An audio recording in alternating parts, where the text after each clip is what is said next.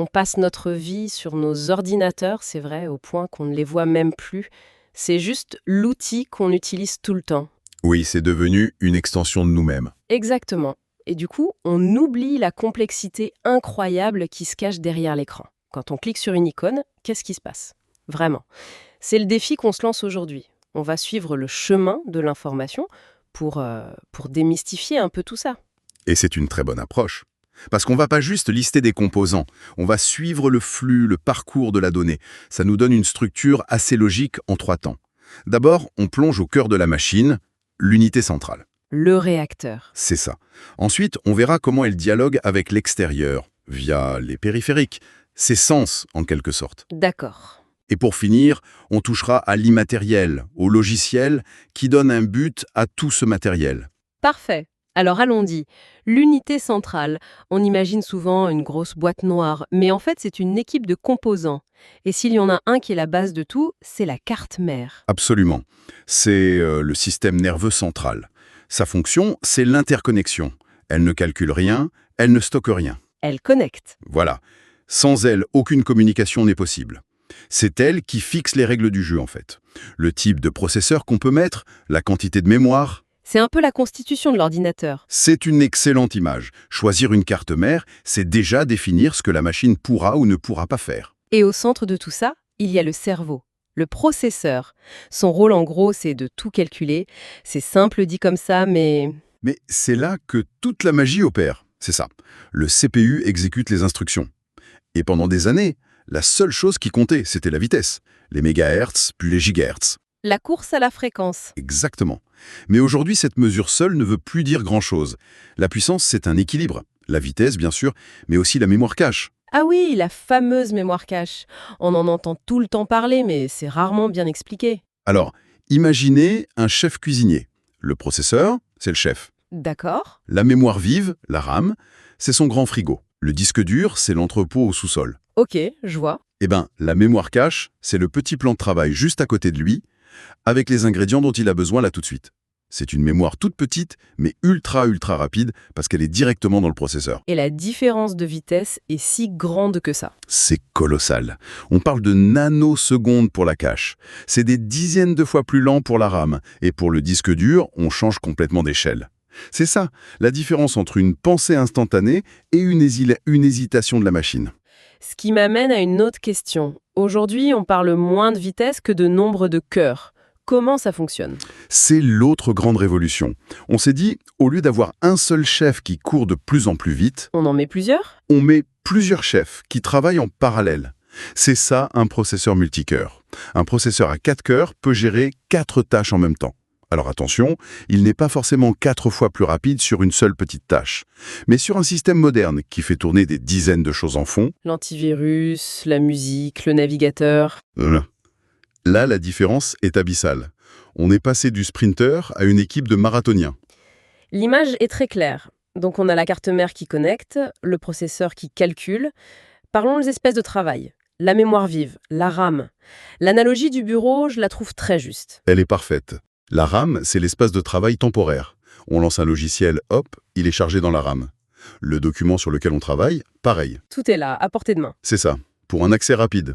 Mais, et c'est le point crucial, cette mémoire est volatile. C'est ça qui est un peu angoissant d'ailleurs. Une coupure de courant et tout le travail en cours, pouf, disparu. Exactement. Et cette fragilité rend l'autre type de mémoire absolument indispensable. Le stockage non volatile, Le disque dur. le disque dur.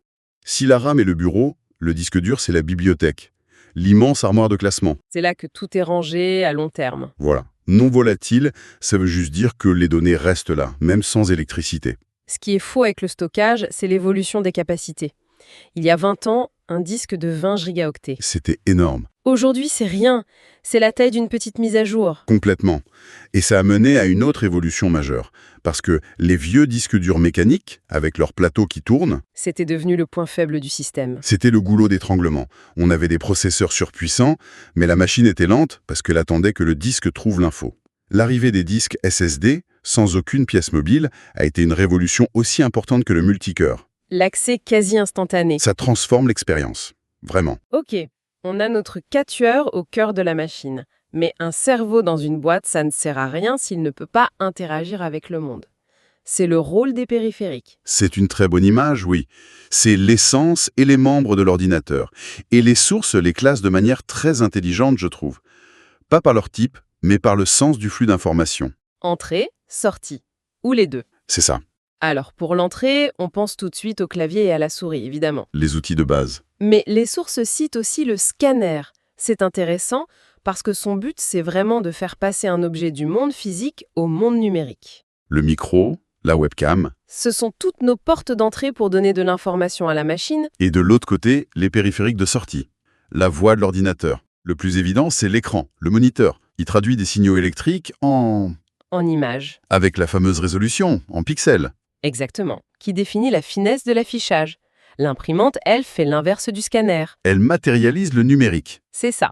Et les haut-parleurs transforment les données en son. Chaque périphérique est un traducteur spécialisé, en fait. Mais là où ça devient vraiment intéressant, c'est la catégorie des périphériques d'entrée-sortie. Oui, et c'est fascinant parce que ça inclut des composants qu'on voit comme purement internes.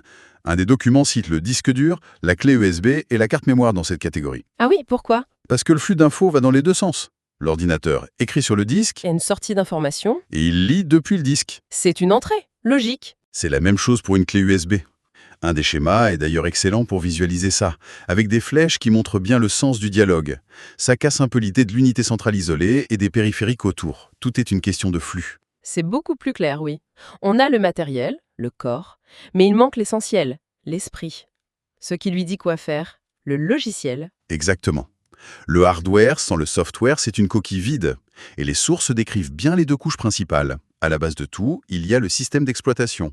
Windows, macOS, Linux. Le grand gestionnaire. C'est le grand gestionnaire des ressources, oui. C'est lui qui fait le pont entre le processeur, la mémoire, le disque, tout. En fait, un développeur n'a pas besoin de savoir parler à un disque dur d'une marque précise. Il parle au système d'exploitation et c'est lui qui traduit. C'est le chef d'orchestre ultime en somme. Et au-dessus de lui, il y a les musiciens, les applications. C'est ça, les logiciels dédiés, comme les appellent les documents. Chaque logiciel est conçu pour une tâche spécifique. On a les outils de bureautique, le traitement de texte, le tableur. Pour gérer l'information structurée. Voilà, on a les navigateurs web pour naviguer sur le web. Et puis, il y a des logiciels beaucoup plus gourmands. Les sources parlent de CAO, conception assistée par ordinateur. Et c'est un excellent exemple. Un logiciel de CAO, pour manipuler des objets 3D, il va solliciter le processeur à fond pour les calculs. Il va remplir la RAM avec les modèles. Il va lire et écrire des fichiers énormes sur le disque. C'est là qu'on voit que le matériel et le logiciel sont totalement liés. Ce sont les deux faces d'une même pièce. La performance d'une application dépend directement de l'harmonie de toute l'équipe de composants. Et tout ça nous ramène à une définition très simple mais très forte des sources ODG, celle de l'objet technique. Oui. Un objet fabriqué pour répondre à un besoin, apprendre, jouer, communiquer. Et l'ordinateur est peut-être l'objet technique le plus polyvalent jamais créé. Il n'a pas une seule fonction. Grâce au logiciel, il se transforme. En machine à écrire, en studio de musique, en salle de cinéma, il répond à une quasi-infinité de besoins. C'est une excellente conclusion. Si on résume ce voyage, une info naît sur un clavier, elle est traitée par le processeur en utilisant la RAM comme brouillon, le tout orchestré par le système d'exploitation. Le résultat est stocké sur un disque SSD et nous est finalement montré par une application sur notre moniteur. Le message essentiel, je crois, c'est que l'ordinateur, ce n'est pas de la magie. C'est un système, déterministe, une architecture logique où chaque pièce a un rôle précis. Comprendre cette logique, ce n'est pas juste pour les geeks, c'est commencer à vraiment maîtriser l'outil. Tout à fait. C'est comprendre ce qui se passe sous le capot. Et pour finir, une dernière pensée. Je reviens sur ce diagramme qui montrait Internet comme un canal d'entrée-sortie. Mais aujourd'hui, est-ce que cette vision n'est pas déjà dépassée ? Ah, Nos photos, nos documents, tout est de plus en plus dans le cloud, c'est-à-dire sur les serveurs de quelqu'un d'autre. Alors, quelle est la nouvelle définition de notre ordinateur ? Est-ce que le disque dur local n'est pas juste en train de devenir une sorte d'immense cache pour des données qui vivent ailleurs ? L'unité centrale est-elle toujours le centre de notre monde numérique ou n'est-elle plus qu'un terminal, une simple fenêtre sur un ordinateur mondial ?